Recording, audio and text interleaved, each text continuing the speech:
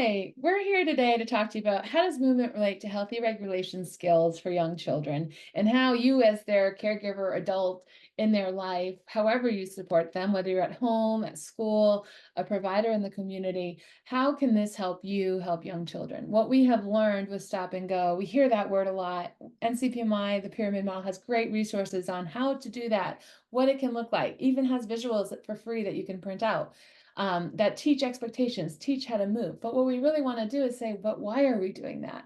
What is the purpose of Stop and Go as a movement and as a way to teach regulation to young children? Sometimes we just do it, but if we don't know why, what is our purpose? And so we wanted to pause to talk about that. Do you struggle sometimes with those children that don't sit still, who need to move, who get angry fast, or who don't respond very well and are very low energy children? Who run around the class and have that extra group, we know that that means we've got to create movement throughout the classroom.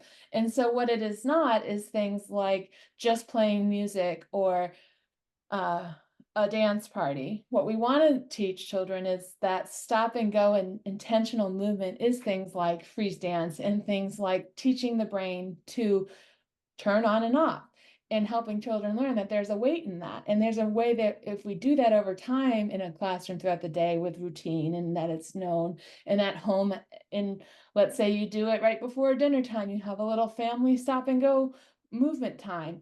Those things over time will really help a child's brain learn what it is to regulate.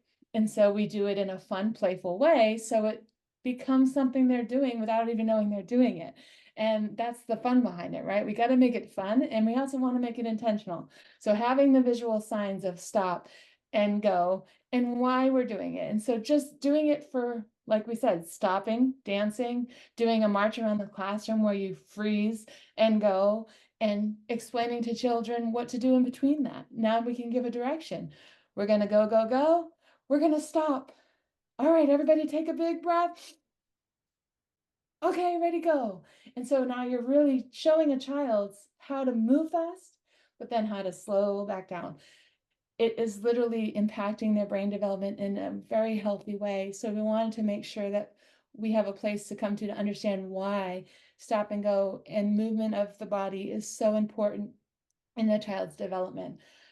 Remembering there's all different kinds of movement. So make it fun, make it changing. We want different ways to get that energy out. So sometimes it's just for fun, and then sometimes it's because we're actually wanting to teach an expectation. So now we can also play into that they understand the language and what it means. Here are some stop behavior choices, like for instance, biting a child. Obviously, it's hurtful. That's a stop behavior. Here's a go behavior. You can ask to play with a toy. You can say hi to a friend. And so you start to teach the what is a stop behavior that is not what we want to see. But the most important is the go behavior, teaching children the behavior we want to see, the choices that they can make, and we have pictures to represent that over time. So we wanted to encourage you to really think deeper about, am I doing that with my child? And again, whatever role you are as a caregiver, do I do that? It's okay if you don't. I will tell you, we'd love to see you try it. It will change your day. It will change your relationship with the child. It's such a healthy way to build relationship that we want you to have that experience, but again, understand the why behind it. Ellen, how as a behavior specialist in this work have you found movement beneficial for young children? Sure. I really think when it comes to movement, and you said about the intentionality of moving, of teaching children stop and go, I really think when we talk about movement, it is, as behavior specialists, it's helping reframe our expectation for children to sit still.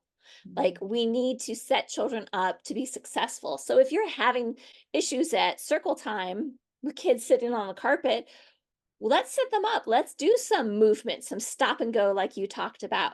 We put lots of resources into this tip sheet. There are videos. There's actually a song playlist that has lots of songs that children can work on moving and stopping and going and really getting that self-regulation. We know that when children are moving, whether it's vestibular movement, it really is connecting different parts of the brain. So we think about when babies are crying and just dysregulated, we rock them, and that vestibular movement calms the brain. So as a behavior specialist, when we get children moving and we get them crossing midline, so if we're doing stop and go, teach stop across the midline. Get that brain integrated. It's going to help them have better self-regulation, and it's going to help them have better executive function. We want children who can think, who can hear, who can stop, who can plan, who can problem solve.